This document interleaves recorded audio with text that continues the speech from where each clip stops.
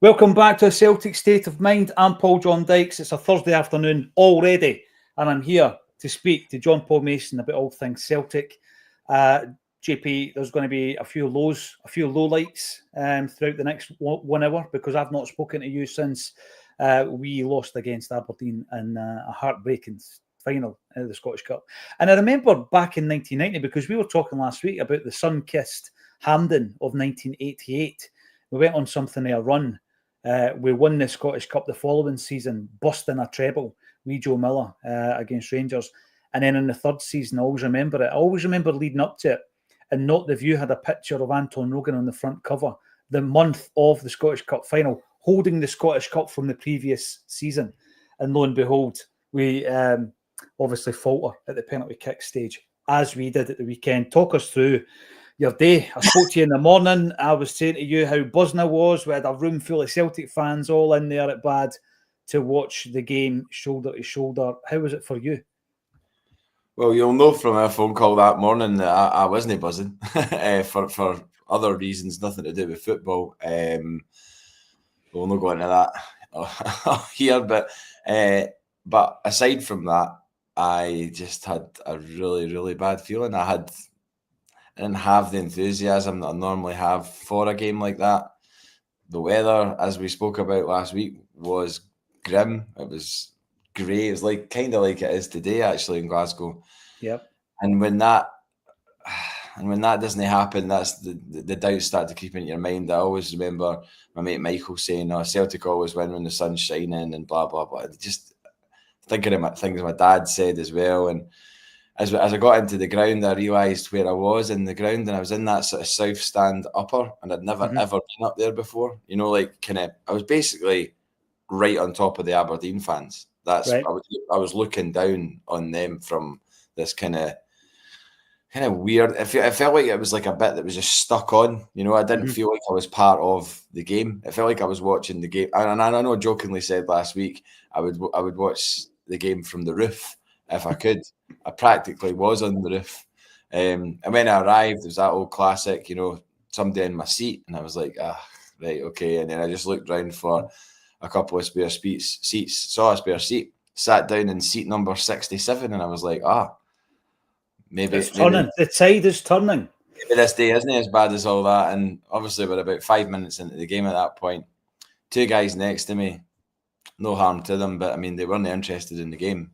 They were just having a conversation about how many people they knew that had been killed in Glasgow and things like that. And it was just like, I just felt like turning around and be like, you just haven't watched 1 minute of this game. You've surely paid 50 quid each for a ticket. Like, what, you know, occasionally joined in with like a Rebel song or whatever, had a swig of their half bottle of Bucky, and you're just like, just watch the game. Like, everything else you're doing, totally fine. Watch the game. Like, that's what it's there for. Then they disappeared to the stalls halfway through the first half, and I'm like, all right, this game clearly doesn't mean much to them. And when you're sitting next to people that the game doesn't mean much to, it starts to kind of filter into your way of thinking, and you're looking around you, and it was just a very, very odd atmosphere. And then when they didn't come back, a guy came back with his son, who looked about 8 maybe, his daughter and her boyfriend, and he said to me, he was like, God, I had to get away from up there. We had to get moved, and they had paper tickets. Right. And I'm like, why have you got paper tickets? And he went, well, one of the stewards had them in their pocket, and they gave them to us so that we could sit somewhere else. And I mean, what was going on at the back? And he said, there was guys standing and they were refusing to sit down.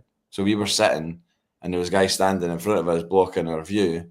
And then when I asked the guy to sit down, the guy turned around and went, there's 20 of us here. Who do you want to bet on, or something like that? And you're just like, wow, man. So then you hear that, more negativity. And I'm like, well, and then the wee boy went, I like it better here, Daddy, you know, because he was sitting with little folk that weren't maniacs. Do you know what I mean? And it's just like, come on, man. Poor form, JP. And then I was looking down at the Aberdeen support, and they were all in red. And I was thinking of my mate James and his wee boy Arthur, and amongst that, and I just could see them celebrating. I was like, they're going to score in this game. They're going to score in this game when it means something. And when we got that goal, the celebrations were so weird. Like, they were. They were. It wasn't a cup final goal celebration. I don't know if it was because people didn't know if it was going to go to VAR or what, but like I looked over, obviously I'm miles away from what felt like the actual Celtic supporters end, the Celtic end. And I didn't see like that kind of level of celebration. It was just like, it just felt kind of routine. And I guess it is routine because our aggregate score against them this season is 19-5. So, you know, and then you look at the stats at the end of the game, it's like 80% possession and over 1,000 passes to their near 300 or whatever it was. So you can be forgiven for that, but it just started to feel like we were in someone else's movie. I felt like I was in someone else's movie, and it was their movie that day. And then there's obviously all the chat about there's a fairy tale about Celtic, and there is, but the fairy tale doesn't happen every single year. You know, it doesn't happen by itself. It doesn't happen by itself. No, it doesn't. And the more the game went on, I mean, hitting the bar, hitting the post, Maeda's chance at the end, the substitutions, Yang's performance, Forrest going off injured when he's come on, and you're thinking, right, well, is Forrest going to be the guy that writes the story here? And then he gets down injured, and then when that happened, I was like, oh, right, okay, we're weakening further and further here. And then the momentum, and as I said to you last week, we pumped them 5-1 on their own ground a couple of weeks. We're a bit part team, that reserve team. Yeah. And if you don't use that as fuel for your fire, then you're no worth your salt as a footballer, to be honest. And a lot of people have said this as well. It looked like they'd practiced penalties in the week leading up to that game, and it looked like we'd not. And then, of course, there's a story of a Palestinian scoring in the penalty shootout, you know, to win the cup with them. Dabag, there's a story there. 35 years since they've won the Scottish Cup. Last time was in penalties against us. I also stupidly on the way to the game listened to a bit of sports sound as I was walking towards the ground. Just had my headphones in, and Willie Miller actually tipped Aberdeen to win. And they were all like, he did. He said, I think Aberdeen can do it here. He was like, if they can come here and get a draw like they did at Parkhead in whatever month it was when they drew 2 each with us, he was like, and you look at the St Mirren, he was pointing to the St Mirren game the previous week, and he said, I don't see why they can't do this. And everyone was kind of like going, you know, and he went, oh no, I'll stick to my guns. And his words were haunting me throughout that entire game, because I was like, he's right. He is right. This is good. This is the way this is going to pan out. It's interesting that you mentioned, and Willie Miller mentioned the St Mirren game as a template almost. I've said a couple of times this week, JP, that, you know, you could forget everything else that's gone before. The fact that Aberdeen were flying for half a season, they were being tipped by some Muppets that they might even finish second. And then, obviously, the fall off a cliff. The most overused cliche in Scottish football is Aberdeen's form fell off a cliff. But forget all that. Concentrate on the St Mirren game. Look at what St Mirren did to nullify Celtic's attack and possession and all those passes, JP, and then basically just replicate it. And I think, you know, that's one part of the plan. The other part of the plan is you're hoping for errors. And, you know, Kasper Schmeichel doesn't make many, but he does. And it's in a cup final. You're looking for the best players on the park not to perform quite at their peak. Maeda, best player in Scotland, misses one of the best chances of the game. You know, you're looking for all these wee moments and all these wee margins. And, you know, our captain misses a penalty. So our best player misses the best chance of the game. Our captain misses a penalty and Schmeichel throws one in his own net. These things don't normally happen, particularly all in one game. So everything needs to line up. But after the game, you come away with it with the bloody nose, and you just ask, right, what we need to do to improve now. Because I don't like looking on a bench, JP, and thinking, right, who's going to change the game here, actually? You really are clutching at straws. And I did feel a wee bit like that. Interesting as well how you were saying about how you were feeling, because I always put that down to like energy. You wake up in the morning and you're like, right, we're unbeatable. You feel unbeatable. And quite frankly, I got asked about the game prior to kick-off. And I said, look, it's going to be tight. I would never, ever predict a Celtic defeat. We did both say that last week. We said it would be tight. There was no, we're going to squish them or anything like that. I think there was a full acceptance that this wasn't going to be a similar result to what happened at Pittodrie. I didn't think that for a second. And then the more the game went on, the more it was like yeah, this is happening. This is playing out exactly as I kind of had it in my mind. Yeah. Really. And the frustration as well when you're talking about energy is it's hard to get out of that. Well, obviously Aberdeen had the momentum. I think they got positive energy from the substitutes coming on. We didn't have the same kind of impact. So there's been a lot said. But I want to touch on one point before we get into some other stories that have been breaking over the last 24 hours, etc. And that is the atmosphere. Obviously, I wasn't in the ground, right? But when Carter Vickers, when he scores off the Aberdeen player, it goes to as an OG, obviously. The celebration where I was with 430 Celtic fans was a wee bit like that as well. But I think it wasn't because we don't like winning and we're entitled and all this kind of stuff. We weren't actually sure if the goal was going to stand. And that was because of the reaction of the crowd at the game and the players.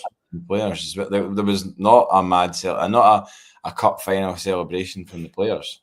It looked like the 4th or 5th in a 5-1 victory. It looked like it was another goal on top of what happened at Pittodrie. That's what it felt like to me. Because, I mean, obviously they scored into the Aberdeen end, so it would have been a bit mental if they'd kind of like ran right up to the Aberdeen fans and given it yeehaw. But I don't know. I mean, it was an own goal as well, so there's that kind of takes the kind of shine off it. It wasn't as if someone had, gone on a mazy run and popped it into the top corner or whatever. It was just like, oh, really? Okay. So. But then what you've got to ask, I think, at that stage is how do we avoid that kind of thing? I mean, to avoid it would maybe to be a wee bit hungrier for that success. I was talking last week about a thirst for success, and I think Brendan Rodgers does have that. I hope every single player in the park has it.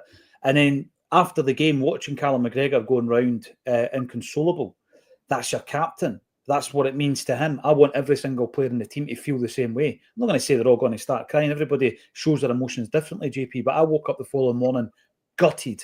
I hate losing. I hate Celtic losing. Again, never mind a trophy and a treble.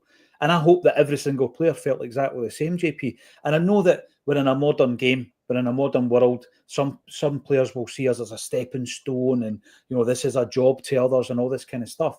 But to play for Celtic and to maximise what we are going for and our ambitions and our standards, I think it's got to hurt. And I hope they are hurting all the way through pre-season. Well, I was talking about a story and a narrative. There's a narrative for next season is us going for that Scottish Cup to retain it, or not retain it, to win it back, should I say, because it's just not, it's unheard of in modern times. I mean, I hadn't seen Celtic lose a Scottish Cup final, and granted, I've not been to every single one that they've been in, but I hadn't seen Celtic lose a Scottish Cup final for 23 years in person. Sensational record. That's a sensational record. That's wild to me.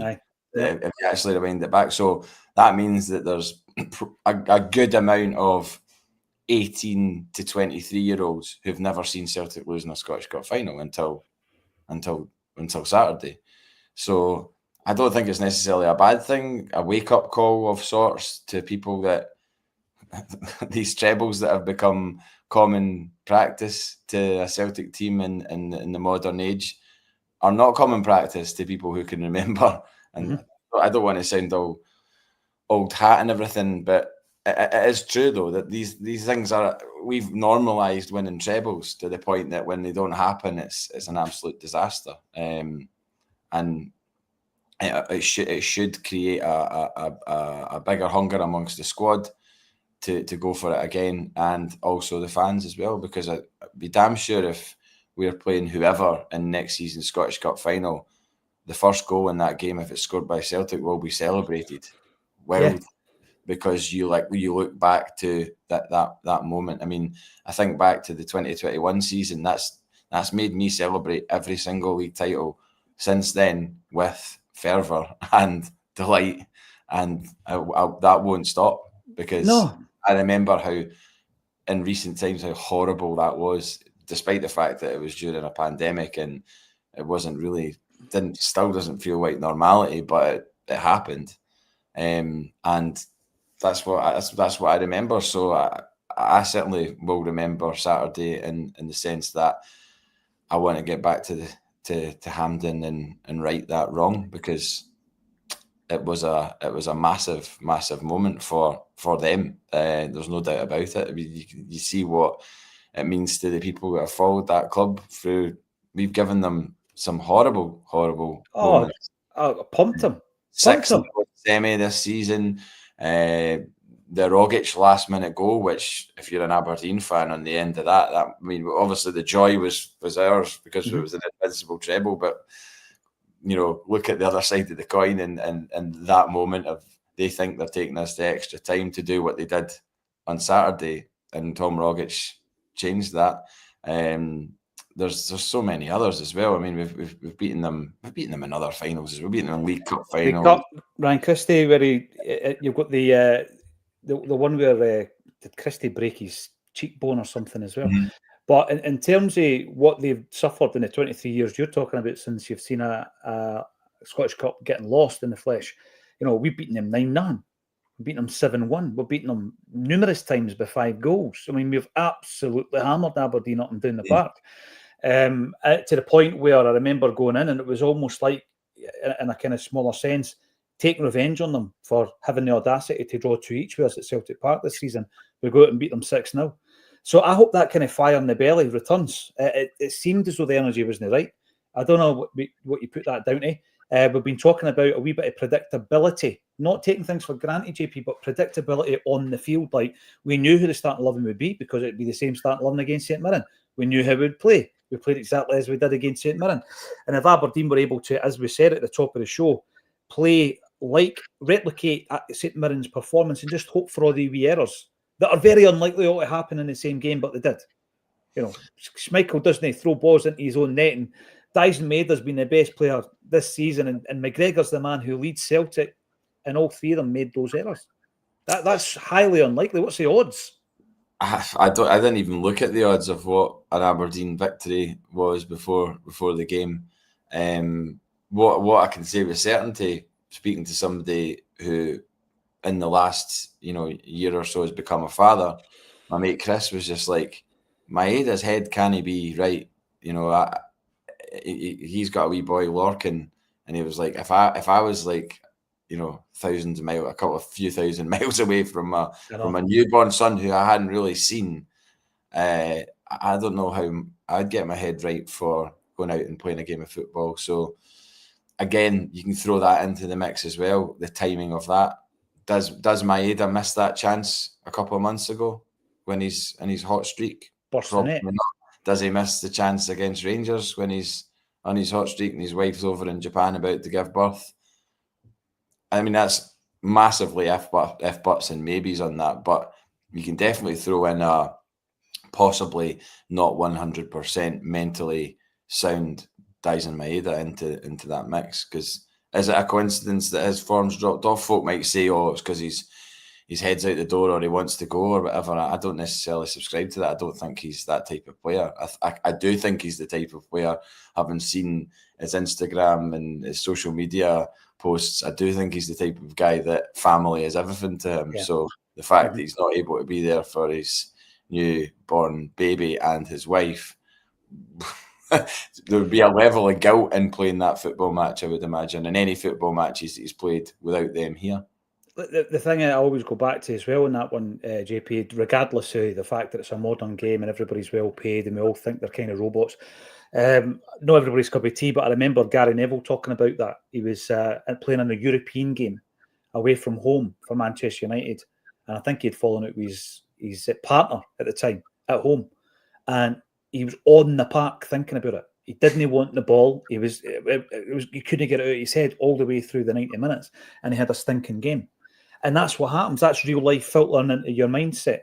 And it takes a certain kind of professional to be able to blank everything out every single time you walk onto that park. We expect it as fans, JP. We absolutely demand it as fans.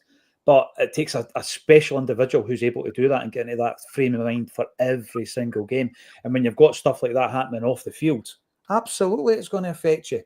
We're not looking for excuses here. We weren't good enough on the day. We're just saying, you know what? Everything lined up for a defeat that day, the energy, the fact that our 3 best players all season, our 3 best players are the guys that make the errors that result in Aberdeen winning that cup. I don't know why, but I watched the penalties for 1990 on the morning of the game. Don't ask me why. They popped up on my Twitter feed, and I just thought, I'm going to watch. Oh, honestly, it's my fault. You're right. I tempted fate. Let us know in the comments section how you're feeling this week. JP and I are going to be talking about some of the wider issues involving Celtic over the pre-season. If you're at a loss and you're in the Glasgow area and you're looking for somewhere to watch a Champions League final on Saturday night, come and join us at Gracie's. We're going to be showing it on the big screens in between talking to Alan Stubbs, Tosh McKinley about their Celtic careers and indeed the game that's going to be on live. I've got to say this before we move any further, JP. Scott Bain has left the building. Now, I'm going to give you a wee stat here. It's been announced this morning. Celtic have announced that he's been freed. He's free to go and find another club and play some football because Scott Bain, right, here is the roll of honour that Celtic listed this morning on their website, has won 7 league titles, 4 league cups and 3 Scottish cups, 14 trophies, right, and his time at Celtic, which is the average of a trophy every 5.5 games that he's played. He has been he's got a winner's medal for every 5.5 games that he's played for Celtic. Yeah, no bad work if you can get it.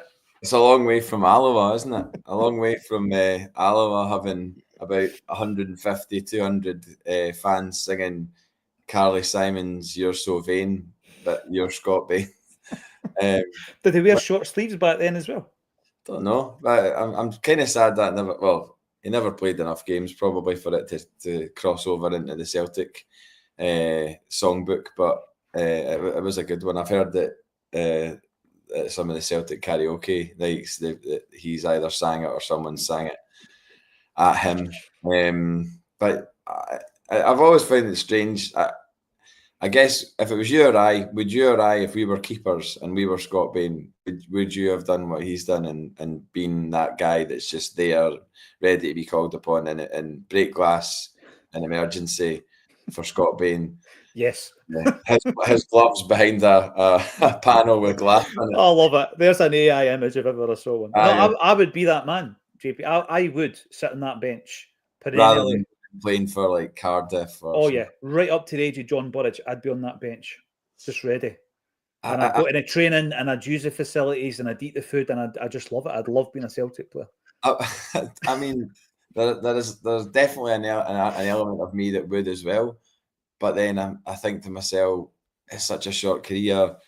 Like, is the buzz of being a goalie as much as a buzz of being an outfield player? I don't know. I've never really been a goalie. Like, I'll go in goals at sevens when we're rotating keepers or whatever. But it's not a position that I enjoy. Like, I like being out and being able to kick a ball. So I don't know if professionally I would rather play football and not play for Celtic and get paid the same, or be at Celtic, get paid the same and not play football. It gets to the point where you're like, as you say, he's won 7 league titles. Like, but how many of them do you associate with him? None, almost, because you associate Craig Gordon with league titles, you associate Fraser Forster, you associate Joe Hart, and now Kasper Schmeichel.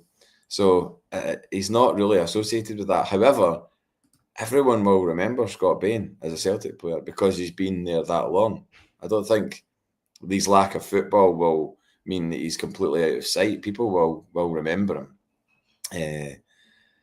And I wish him all the best. He's done amazingly well to get the extended contracts that he's done at Celtic based on very little football.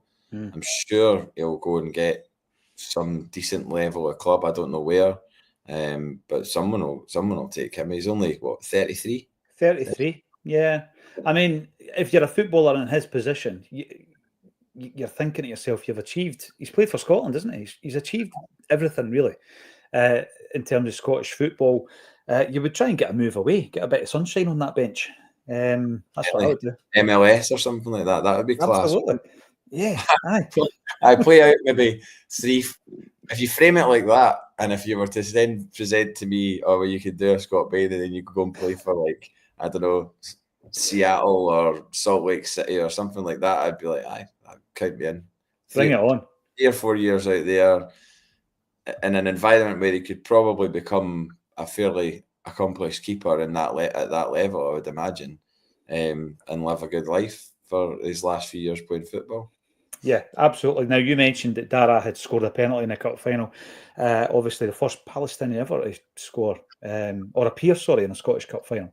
And of course, that jersey behind you, you introduced that to me some time ago. And that is Bohemian FC.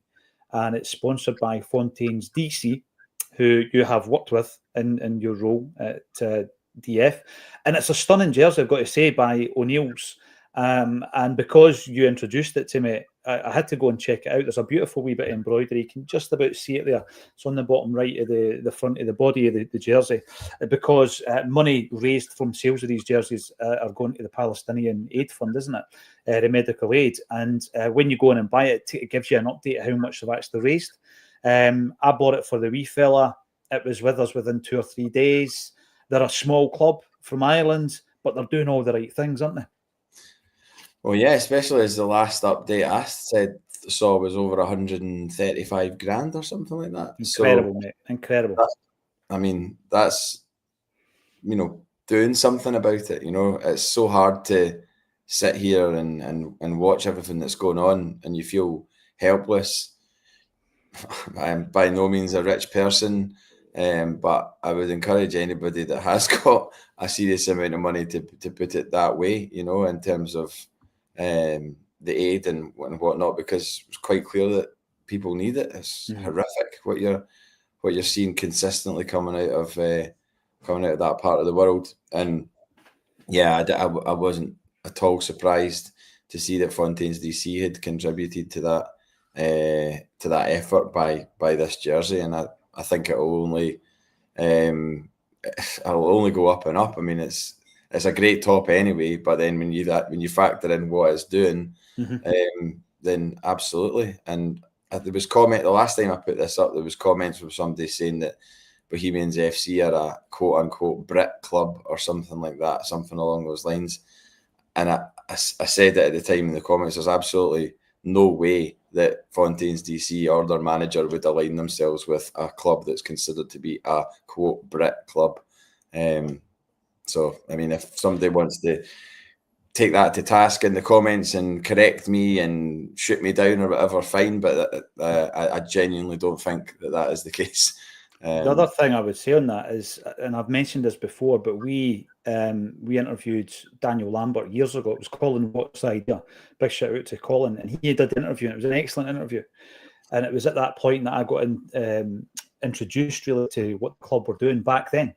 It was quite clear that he had an eye on using it, in a community sense and for a charitable, forward-thinking platform as well, JP, and he spoke about all that back then. So I think that, that was in my mind as well when you introduced me to it. And obviously, I just went out and thought, I don't particularly, I don't play 5s or 7s anymore, because what happens, mate, is I pull muscles. Or 11s. Or 11s. I don't get the opportunity like I used to wear football jerseys. But if I see something I like, then I'm able to then get it for the wee fella, and that's exactly what's happened. So, if you're into your football jerseys, then why not go and check it out? It's on the official page, and quite frankly, it's stunning. I know it's not going to be everybody's cup of tea, but I certainly do like it. So, yes, thank you for sharing that with me, JP. Was the kneecap tricolour Baracava a step too far for the wee guy, do you think? Yeah, possibly. I don't know if he'd get into school with that on, but aye.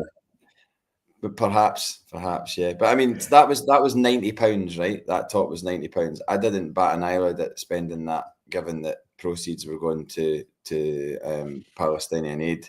The Celtic jersey that they released a couple of months ago with the badge in the middle, the lime green one, that one? Yeah. That's 90 quid. And I saw someone wearing it on Saturday, and I was just like, that was 90 quid. Like, how on earth have we got to this point where you're spending 90 quid on a top that isn't even a top, that's not even going to get worn? Leisure top. I obviously love the fact that we've got Adidas. I've wanted it all my life, and we've now had Adidas for 5 years, and we're going to have it for at least another 5, maybe another 10. Is it a 10-year deal that we signed? 10 years, yeah, another 10 years. I mean, my big thing on that, JP, we talk about jersey. It's not everybody's bag, but if you support Celtic, you're supporting a club with one of the most recognisable jerseys in world football, the green and white hoops, And I just think that it's one of the things that are kind of sacred. People think we're anoraks or whatever, and that's fair enough. I probably am. I spent 7 years studying the intricacies of the minor changes that happened over the years. But I just think get the fans involved. If it's for maybe even the third jersey, you imagine Adidas and Celtic having some kind of an engagement with fans, be that online or some kind of forum where you're presented with 4 prototypes and you choose, and there's a vote, and the fans are actually choosing the jersey and that kind of thing. So Adidas are still designing it, but fans are having their say. We never seem to ever say. They just drop and that's it. Go and buy it. Or link up with a charity, I know. Yeah. Do it where proceeds go to St Mary's or something like that. I'd just be a bit creative and get you. I think you would get a bigger buy-in from fans if there was if that third. Well, I was going to say third top, but if that fourth top that gets released every season, why not make that and centre it around the charity? Respect the club's roots, all of that. Don't just make it all about money. You're releasing 3 kits and then you're releasing a 4th kit in February, March. Make that February, March kit some sort of charity-based thing. I just think it's absolutely shooty in for the club to do something like that. And aye. Don't forget the 3 goalie strips every season as well now. You get 3 goalkeeper jerseys, which are quite smart because they're long sleeved. If you can get them for the kids with no sponsor, they look pretty cool. But it's a lot of stuff. And I know you only need 2 now that Scott Bain's gone. So. I know. Did they ever sell the short sleeves on there? There's another open goal for them. Scott Bain has gone. We wish you all the very best, Bainzo. Now, as I've said many times on the show, JP, I'm not a massive fan of English football anymore. I used to love the English football. I used to read about it in the Shooting the Match and the Roy of the Rovers, and even right up to the introductionist Sky 92, 93 and the Premier League and all that. I was right up for it. I used to watch Monday Night Football every week. I've kind of fallen out of love with it because it's plastic for me. It's a bit box office WWF style. And if there's one thing about Scottish football, as tin pot as some of it is, at least we've still got a bit of soul. I think Scottish football still retains a bit of its soul. But I didn't watch the game, but I was watching with interest the reaction to the fact that Chelsea won a European trophy last night. And it was Enzo Maresca who was the manager of said team. And in one season, you've got Ange Postecoglou and Maresca both winning European trophies. And they were both in the running for the Celtic job in 2021. I find that pretty interesting. So I was looking at that this morning thinking, right, so who wrote up that shortlist? And, we have been critical in the past, the Matt Lowen, and we know that he wasn't appointing managers, but there's a City group connection here, isn't there? Because Maresca was at Man City and obviously Ange over in Japan were with a team who were part of the Man City portfolio. And we had 2 of the guys obviously in the running for a Celtic job. The frustration for me is the fact that they've got so bad as well, by the way. Eddie's done all right. I don't know what reaction he's going to get in this friendly game. But I was looking at them, and the one thing that saddens me is 4 years after the event of Ange getting a job, Maresca not getting a job, and again he was linked when Ange left, as they've both gone on to win European trophies and we haven't. That's the frustration for me. Well, I mean, we have been competing at the highest level, which, I saw an article actually that said, I forget who it was. I've avoided a Ewan Murray article on the Aberdeen Scottish Cup victory because I know that I'll probably end up, I'll want to throw my computer against the wall or something like that. But I saw someone's article saying Celtic fans will never know how Aberdeen felt on Saturday. We'll never know how that feels. And it's just like, well, possibly not in domestic football, but if we were to ever win a European trophy, I think we would make those celebrations on Saturday look like absolutely paltry, because that's the kind of thing that you would properly see quote unquote limbs for. I mean, we'd celebrate victories over Rangers in a Scottish Cup final, over Rangers in a League Cup final wildly, because it's stopping them from winning a trophy. Had that goal gone in against Rangers on Saturday, I think the celebrations would have been remarkably different, possibly because it was Aberdeen. We were thinking well, this is just routine, like we said earlier on. But the European thing is, it's kind of frustrating because you do want to progress in Europe, and of course you want to play at the highest level and get the riches that the Champions League gives you. But looking at what Spurs did this season, I mean, Rangers drew with Spurs, that team, and Rangers narrowly got beat off Man United, who were the two teams competing in that final. So you do wonder to yourself, if Celtic, I mean, God forbid we don't get into the Champions League, because that's where we want to be, of course. But now that they've removed this parachute system where we would then go into Europa League as one of the sort of third place teams in the top four, that's gone now. So our ability to be able to play in Europa League, if we do qualify for the Champions League, is non-existent. So do you forgo getting into the Champions League for a crack at the Europa League with Brendan Rodgers as the manager? That was a conversation, I think, 2 weeks ago. Ian brought it up, and I was right down the middle, no chance. Champions League every day of the week. Not just for the finances either, by the way, because I know that Celtic have made more money in Europe this season than Spurs have, and they've won a trophy. It's not about the finances. It's more to do with progression, and actually trying to reach your absolute peak, even if that means that you aim next season again to finish in the middle section of the league, get your playoff, and hopefully get through it. So that's just my take on it, JP. My thirst for a Conference League title, listen, it'd be great to win a European trophy, of course it would, but I'd much rather be playing in the Champions League than doing what Chelsea did last night. I don't think we've had the credit we probably deserve for this season's European performance. I genuinely don't. I think people have just kind of gone, so what? You beat Slovan Bratislava, you beat Leipzig. How good were they in the league? You got hammered 7-1 off Borussia Dortmund, and then you ultimately lost to Bayern Munich at your first stab at the knockouts. But I think we could all see that there's been progression. There's no doubt about it. I mean, there's no way that you could say, after all those games, that we haven't progressed this season in Europe. And that's like you said, that's what would be frustrating if we didn't get the chance to build on last season's Champions League and next season's Champions League. And also, if you don't get to the Champions League one season, that makes it harder to get into the Champions League the next time.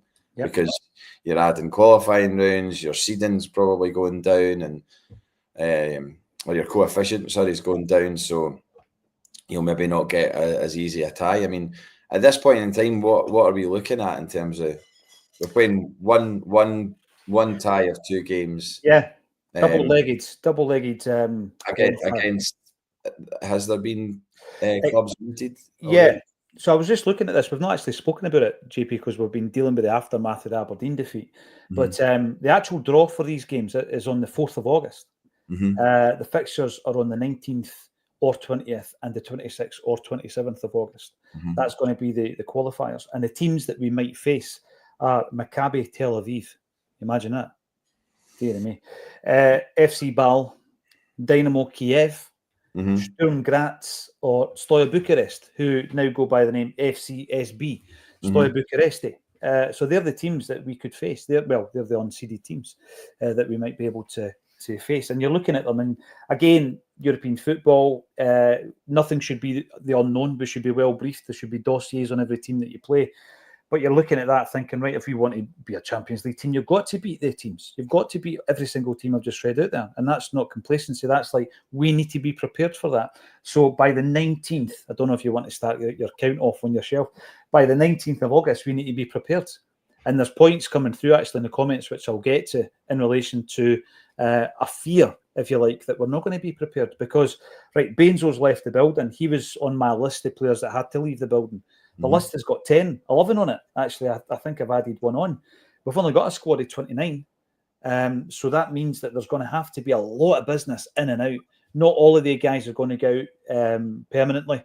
You would hope that players like Palma and Lagerbielke and Welsh, who have had that period on loan, JP, that can turn into a permanent deal somewhere. But guys like Nawrocki, then they they're the guys that are probably going out for a 1-year loan before you move them off the wage bill permanently. No news about Taylor. Sloop has left the building. He's now a free agent. Thiago Home, Odin Thiago Home. All these guys, I think, need to go and leave. And then obviously free up the wage bill and we add to Kieran Tierney with more quality. One of the things I said yesterday is that we lost 7 players that were brought to the football club by Ange. And there's a big question around whether or not we brought in 7 quality players. So the list I read out, and I know the first one came back, but Jota, Abada, Kyogo, Starfelt, Matt O'Reilly, Yakimakis, Juranovic, they've all left, as has Joe Hart through, obviously, retirement. But they've all left. Aaron Moy left through retiring as well, so you could throw them on top. There's 9 players.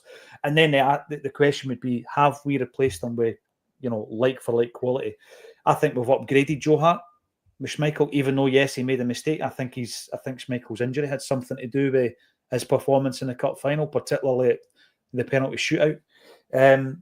Yakimakis leaves the building. We bring in Alistair Johnson. There's a debate. I would say Johnson's slightly better. I'd rather, if I was to pick one of them, I'd pick Johnson. You said Yakimakis. You mean Juranovic? Sorry, yeah, Juranovic. I've never seen Yakimakis play right back. Yeah, Juranovic. Yakimakis would be a head-to-head between him and Ida. You can just see this raging in the comments section. Who would you rather have, Yakimakis or Ida? And you could go through the whole list. Matt O'Reilly versus Engels, different players, of course, but where I'm going with this. Kyogo versus no one because he was never replaced. Starfelt versus Trusty. Abada versus Kuhn, probably. And Jota versus Jota. Mark 1, Mark 2. So there's a big question as to losing quality versus bringing it in, JP. So how many players do you think we will have in terms of new signings, not including Kieran Tierney, by August 19th, 20th?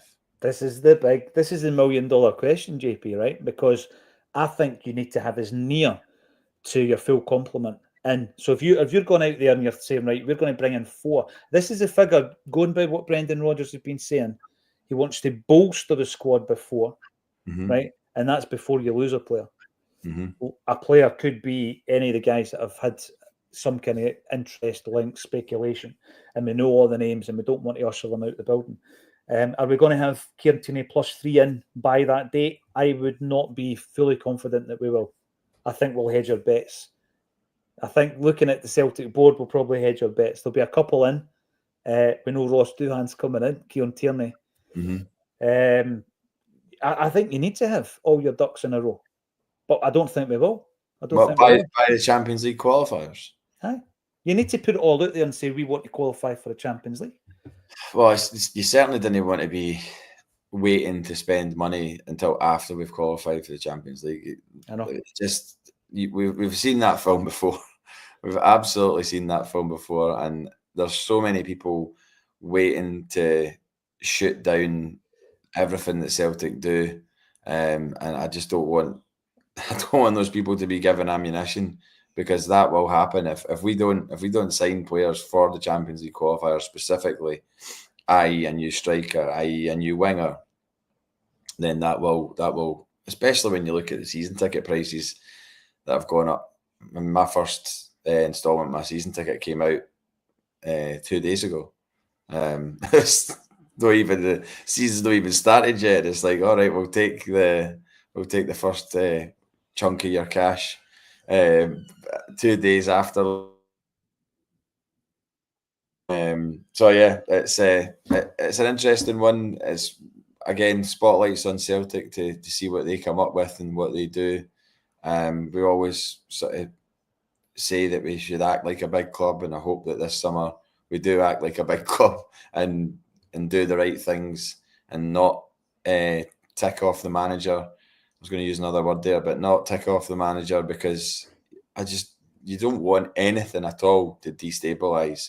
Losing a cup final, fine, okay, it can happen, but you don't want anything out with the football pitch to destabilise the sort of success or the harmony that we've got at the club. Because there's a lot of good things happening at the club. It's not just because we lose a cup final that everything just goes up in smoke and absolutely. We've got any good players and get rid of him. Like, it's not. I'm not in that way of thinking at all. But like you say, there is a list of players that are on significant wages that are contributing nothing at the moment, and that needs to be dealt with by, if it's a football doctor or football nurse. The cat in the hat, that's it. But you did say that he'd given some sort of presentation that no one was invited to. What was that all about? Well, we've spoken at the fans forum quite a bit over the piece, and I've only ever attended one, and it was when it was a dial-in. Actually, it was during lockdown that I was forwarded a link and I got involved, but I never commented because everybody was falling out. Everybody, like, there was a bit of aggro in the chat. So it's something that happens ever so often. I think you need to be a season ticket holder to attend. And it's one of these things that there is a link on the website, but it's not particularly easy to find, and it's completely outdated. But you get added to a mailing list, and you get informed of when these things happen, and you can go up to the park and be involved in a fans forum. And there was a presentation given by Paul Tisdale. And, you know, when I was talking to Quinny about this on Monday, it was just basically around the fact that we're in the game of creating content for Celtic fans. We want to create engaging content that people actually want to listen to and watch. And I think that would be very engaging. So from the club's perspective, I think they've missed an open goal. They really have. They've dropped the bollock, because it's the kind of thing that a lot of even if you look at how many Celtic platforms are out there, who then are watched by X amount of thousands of Celtic fans, you know, that's the kind of stuff that would be meat and drink for all of us to absolutely, you know, embrace and put out there on the channels and say, wow, this is the plan, this is the strategy. Everything that we seem to find out is by accident. You know, we're talking to Gordon Strachan on a stage during a live event where he tells us some of the findings of the consultancy that he put into Celtic and the investigation he put into Celtic. That's never been released by the club. So it's just about engagement, JP. We don't think that we should be getting news before anybody else, but, you know, we can filter it out to other people that maybe watch the channel, and anybody who doesn't go to the fans forum doesn't hear about this, because I'm talking about it like it's common knowledge, and it's clearly not. That Paul Tisdale, any articles about it or anything like that? Nothing at all. So who was there? Is he doing it to a room, an empty room? Well, there's always representation from association, affiliation, etc. They're always in attendance. But it's one of these things that when I found this out, and I've been aware of the fans forum, but I'm at the stage now where I'm thinking, well, I want to be part of it. I want someone from Acsom to be there every time there's a fans forum. Then we can report back. We might not be able to film it, but we can report back the findings. Because, again, in terms of the meeting minutes, they're not published online, which, again, would be quite an interesting thing to go and say, right, this was brought up in March. This is what we've done about it. And you can obviously give everybody progress updates. So that's something that hopefully we can get to the bottom of as well. I appreciate that at 1:45 every single time we're on this show, JP. No, sorry, it will be 1:15 actually. 45 minutes into the show, there's a siren. I think somebody in your local police station knows this is on, and it's always at 45 minutes every time. Incredible. It happens a lot more on the regular than every 45 minutes during a show. I'll tell you that. I am quite tactical with my mute button at times. I can hear it in the distance, and I'll be like, "Wow!" It's just to save anybody that nuisance. If they're listening to it on audio or whatever, you don't want to hear that. Well, you know, it could get people. I don't know sometimes if it's coming from this area or yours, but it's bizarre. I am hoping for some pace and power being added to the midfield, says David Boyle. This was a big issue in the cup final, JP. There was, you know, you've got Callum McGregor constantly working and moving, but all I wanted was for Bernardo or Engels to carry the ball. You know, break the lines, carry the ball, create a bit of chaos, do something a wee bit different. It was all a bit predictable for me. And they're two players that I've got a lot of time for, both of them. I don't think Bernardo's had the minutes that I thought he would this season. It's been a disappointing season for him. Engels, as I say, the only time people will admit that he's worth 11 is when we sell him for 20. He's still dividing opinion, left, right and centre. I still think in terms of an overall first season in Scottish football, he's done well. He's done well, and obviously you're buying a lot of potential with a guy like that. But both of those midfielders were really poor in the final for me.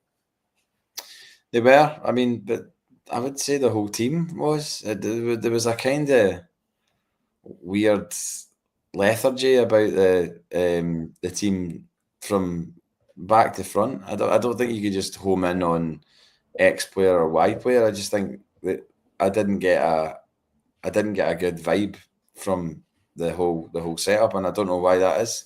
That's something I don't think you could possibly say that the players weren't up for it, but for whatever reason, whether it was they started to think, is it not our day, as they're on the pitch, and if that doubt starts to creep into your mind, and then Aberdeen get a goal, and how do you deal with that? How do you deal with that adversity?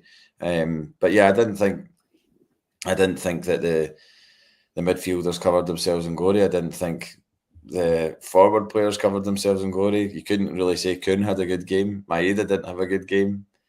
He did not really. I thought the substitutions, I was kind of like, is this happening because someone with a laptop has said we need to take these guys off because their race is run?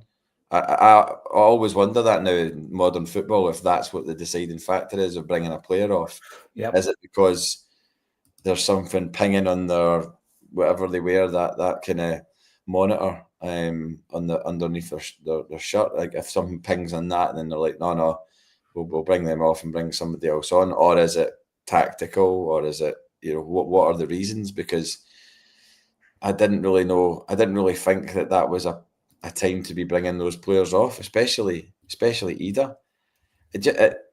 Somebody else has said this as well, on somewhere in an article or possibly in a podcast, but it felt like the end of a 55-game season for Celtic, whereas it didn't feel like that the same way for Aberdeen. I mean, how many games more have Celtic played than Aberdeen? People will argue, okay, you've got a bigger squad, X, Y, and Z, but it just felt like this was a game. It was a game too far, really. I mean, you look at the game the previous week, nobody would have thought that St Mirren were going to come and lead us 1-0 until the 93rd minute. Everybody would have been like, routine Celtic victory, that'll be 2-3-0, and that'll be it. We'll be home and hosed. But was the previous week a game too far? And then you throw a cup final into the end of it. Mm-hmm. And then again, this brings into the big argument about Champions League endeavours, JP. I've said that if we want to be making progress in the Champions League, we probably will lose the odd cup here and there. The league is always the priority. We all know that. But if you want to make progress, then you're adding these games. I mean, how many games did we have in the Champions League? How many games did it come out as? Was it 12 in total with the playoff? The knockout. So 12 games on top of everything else that we're doing domestically. Yeah, you're right. I just feel that sometimes you can add a freshness to the legs, a freshness, an unknown quantity to a team at times. It's a big risk, of course. And I remember reading the Airdrie Cup final that Tommy Burns' team won 1-0, 1995. Right up until announcing his team to the squad, he almost picked Paul Byrne. Who was out the team at this stage. He was out the team, but it was just for that unknown quantity, creating a wee bit of chaos. It's like, how do they line up against this guy? We didn't really have any of that. The other example of this, for other reasons, I was just looking it up there, was the 1969 League Cup final against St Johnstone, as it was, and we won 1-0, and Bertie Auld scored the goal. Jockstein drops Tommy Gemmell and plays a very young Davy Hay at left back. Totally, Tommy Gemmell goes into the dressing room to get kitted up, and he's not playing. And Davy Hay, I spoke to Davy Hay about this, and he's sitting there underneath Tommy Gemmell's peg. The number 3 shorts are there, and he's playing the game. And it's wee things like that. You throw in a wild card now and again. I don't think that's Brendan. It's in his nature, is it, JP? He plays very safe, doesn't he? Well, we spoke about who was going to start last week, and I said I think he'll go with the people that have served him over the course of the season. Like he'll not start Forrest over Kuhn, and he didn't. Maybe that was staring him in the face to start Forrest, given the form that he'd been on. And Kuhn in recent months has been hooked at half time in games. Did Kuhn deserve to start the game on Saturday? Possibly not. If you're being honest about it, I know it's all hindsight, Harry hindsight, and everything else, but it was kind of obvious that James Forrest would start in that game. and I don't really think there would have been any kind of like, people gobsmacked if Forrest had started on Saturday. I think people would have been like, all right, okay, that makes sense. He's on a high. His confidence will be, brimming after scoring that late equaliser and getting his record 16th goal in a row in terms of league seasons. But then there was precious little elsewhere throughout the squad where you would put in somebody, and then and then you've got the Maeda situation as well. No Jota, no Hatate, and suddenly it's looking pretty threadbare almost. Like not threadbare, but certainly not at the point where you're looking at the bench going, my friend Michael always says it, you're only as good as your bench. And there's been so many times in recent seasons where we've looked at the bench and been like, oh my God, we're absolutely embarrassed with talent on that bench. And then on Saturday, you weren't really feeling the same way, And I'm sorry to say about Yang, but like Yang's upturn in form over a period of a couple of months got us to talking on here about him and being like, all right, well, Yang is somebody now that you would look to coming on and affecting a game in a positive manner. He didn't do that on the biggest stage. He had the biggest stage to affect that game, and he absolutely did. They fluffed his lines beyond belief. It was a horrendous showing, and that cross come shot, whatever it was in the box at the end, was desperate. What do you think the view on Yang is from Rodgers now? Because I think he's persevered with him. I said this yesterday, there's probably players who are better in different positions, footballers than Yang, who he's not persevered with. And he's basically made a decision pretty quickly on. But he's persevered with this kid. And, these are the stages, JP. If you're going to be a Celtic player, you need to come on and affect the game positively, and he didn't. I've never really been convinced by Yang. There was that wee purple patch during the season, and I'm looking at it going, look, if anybody's going to get a player out of this, it's going to be Brendan Rodgers, this situation. But I'm not convinced. He wasn't on my original list of players that I think should move in the summer. But if he was to move, I wouldn't be distressed about it. I wouldn't be disappointed about it. I've always said I didn't ever see him being a first team player at Celtic, as in that's his jersey and somebody needs to get it off him. I just never saw that being the case, and I'll stand by that.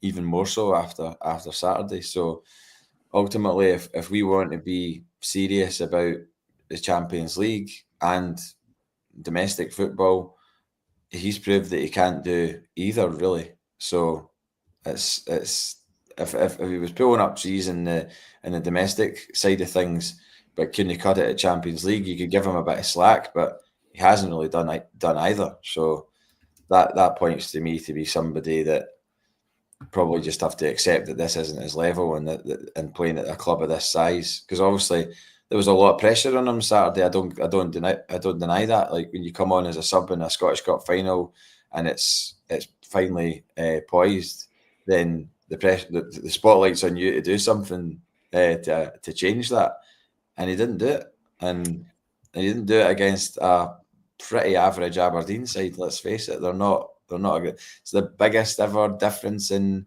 points. Somebody mentioned this week on the show that the biggest ever difference in points between a team that have won a cup and lost a cup. So that in itself tells its story. So and this is the level that you're wanting him to excel at, and then maybe reach further for the Champions League, but he's not been able to do that. So I would imagine we were going to be looking for a winger anyway. That will have accelerated due to Jota's injury.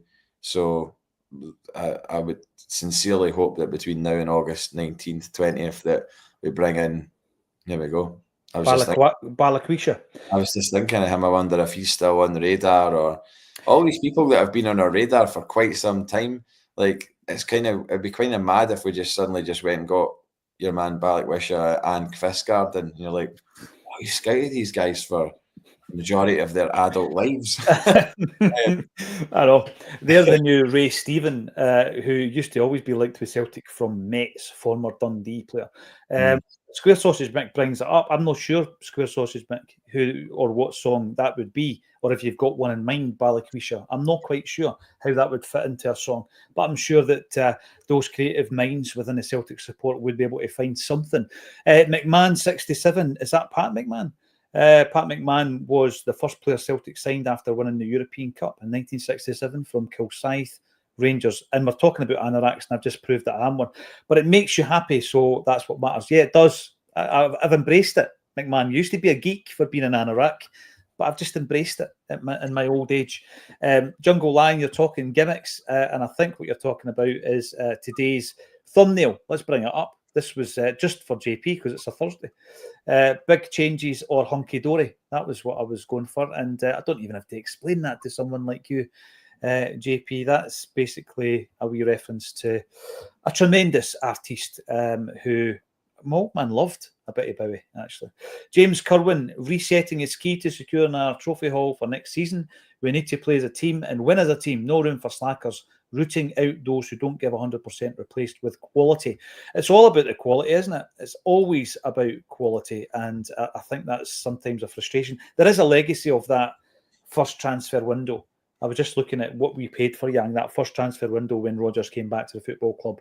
We paid 2.1 for Yang. We also paid £1 million for Kwon, Tilio 1.5, Odin Holm 2.5, Nawrocki 4.3, Lagerbielke 3, Palma 3.5. Wow, that's all I can say. Is it not the case that a transfer window doesn't usually give you the reward straight away? Because obviously the players aren't going to immediately, in an ideal world, they would immediately hit the ground running and they're banging in goals or getting man of the match for defending or whatever. But usually a transfer window, you see the rewards a year and a half, 2 years down the line. So we are seeing the rewards or lack of rewards for that particular transfer window. So we have to correct that. Yeah. But we sort of corrected it last summer. Again, I'd be looking at season 2 versions of Trusty, Ida and Engels to then make a judgment at the end of next season, because they've had time to acclimatise to the environment and what's expected and the demands and everything else. They've now experienced a defeat at the National Stadium, which not many other Celtic players have had the experience of. So if they thought, oh, this is a cakewalk, we win everything all the time, there's the perfect example. And possibly that defeat on Saturday helps Trusty, Engels and Ida become better Celtic players, because they've experienced that. It's kind of over to them now. It's over to them now to see how they react to that and how they react to the criticism of a first season where they've won a double, they've progressed in the Champions League, but we didn't win a Scottish Cup on Saturday. So that's has fallen short of the standards that are expected. So I would hope that this summer's transfer window is something that we see the rewards of in a year's time or 2 years' time, and that we've brought players in that, take some time to bed in, get used to hopefully Champions League football as well. Because we're not going to be signing established players. We're signing players in the model of Engels and Ida. Guys who haven't played at that top level and who we're given a platform to go and play at that level, to then increase their value, to then sell them. You're right. In 2 years. In that kind of age profile of Engels, Kuhn, Bernardo, Ida, that's the type of player. If we go for a Schlupp or a Schmeichel, you think to yourself that's because either A, in Schmeichel's case, he's quality, he's got a link to Rodgers and he's available, or in Schlupp's case, it's a bit of an emergency to get us through to the end of the season. So you're right, that's the type of player we'll be signing. JP, it's always an absolute pleasure. That has been a very quick hour and very balanced. The disappointment is there. It's still a bit raw, but we will be here for anyone wondering every single day. Every day during the summer months, we will continue to stream live at 12:30. So please keep tuning in. Give us a thumbs up. Subscribe if you haven't done so already. And as I've said already in the show earlier on, if you want to come and join us for the Champions League, but also for an in conversation with an audience with Alan Stubbs and Tosh McKinley. There is still a couple of days to go. The Gracie's pub is completely sold out through in the bar area, and they are asking people if they want to watch the game in the pub, then they can come through and watch it with us. Ticket link is underneath the video. Thanks everybody for getting involved once again, and thank you to JP Mason for joining me. A gig for you tonight, though, very quickly. Brogale playing SWG3. I've mentioned them before on the show. Really good band for Falkirk. Pogues influenced. I think there's still a few tickets left. They're playing SWG3 tonight. So there's a big shout out. You have mentioned them because I checked them out afterwards. I love a JP recommendation on a Thursday. Go and check them out. If you're at a loose end this evening, thanks everybody, as always, for your support. And thank you once again, JP Mason, for joining me on A Celtic State of Mind.